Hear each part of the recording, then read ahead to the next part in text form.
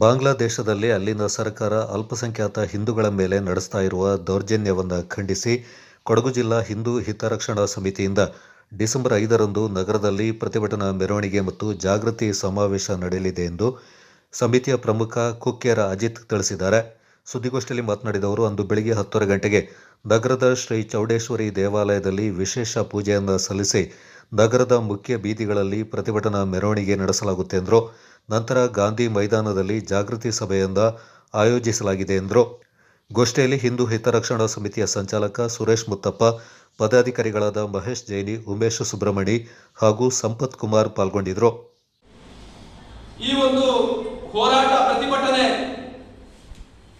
ಅಲ್ಲಿಯ ಹಿಂದೂಗಳ ಬದುಕನ್ನು ರೂಪಿಸಿಕೊಳ್ಳುವ ಉದ್ದೇಶದಿಂದ ಇವತ್ತು ದೇಶದ ಎಲ್ಲ ಮೂಲೆ ಮೂಲೆಗಳಲ್ಲಿ ಹೋರಾಟಗಳು, ಪ್ರತಿಭಟನೆಗಳು, ಜಾಗೃತಿ ಸಮಾವೇಶಗಳು ಆಗ್ತಾ ಇದೆ.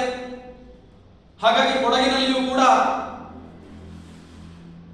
ಹಿಂದೂ ಹಿತರಕ್ಷಣಾ ಸಮಿತಿಯ ವತಿಯಿಂದ 5ನೇ ತಾರೀಕು 10:30 ಗಂಟೆಗೆ ಶ್ರೀ ಚೌಡೇಶ್ವರಿ ದೇವಸ್ಥಾನದಲ್ಲಿ ಪೂಜೆಯನ್ನು ಮಾಡುವುದರ ಮೂಲಕ, ಮೆರವಣಿಗೆ ಮೂಲಕ ಸಾಗಿ ಗಾಂಧಿ ಮೈದಾನದಲ್ಲಿ ಜಾಗೃತಿ ಸಭೆಯನ್ನು ಕೂಡ ಏರ್ಪಡಿಸಿದ್ದೇವೆ. ಹಾಗಾಗಿ ಆ ಬಾಂಗ್ಲಾದ ಹಿಂದೂಗಳ ಒಂದು ರಕ್ಷಣೆಗೋಸ್ಕರ ನಾವಿದ್ದೇವೆ ಅನ್ನತಕ್ಕಂಥ ಸಂದೇಶವನ್ನು ಕೊಡುವುದರ ಮೂಲಕ ಸರ್ಕಾರ ತಕ್ಷಣದಲ್ಲೇ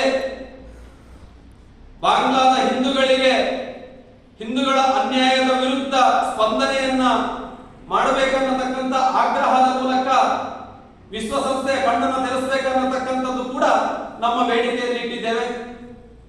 ಹಾಗಾಗಿ ಈ ಒಂದು ಪ್ರತಿಭಟನೆಯಲ್ಲಿ ಹೆಚ್ಚಿನ ಸಂಖ್ಯೆಯಲ್ಲಿ ಎಲ್ಲ ಹಿಂದೂ ಬಂಧುಗಳು ಭಾಗವಹಿಸುವುದರ ಮೂಲಕ ಆ ಬಾಂಗ್ಲಾದ ಹಿಂದೂಗಳಿಗೆ ರಕ್ಷಣೆ ಕೊಡತಕ್ಕಂಥ ದೃಷ್ಟಿಯಿಂದ ಭಾಗವಹಿಸಬೇಕನ್ನತಕ್ಕಂಥ ಮನವಿಯನ್ನ ಈ ಮೂಲಕ ಮಾಡ್ಕೊಳ್ತಾ ಇದ್ದೇವೆ.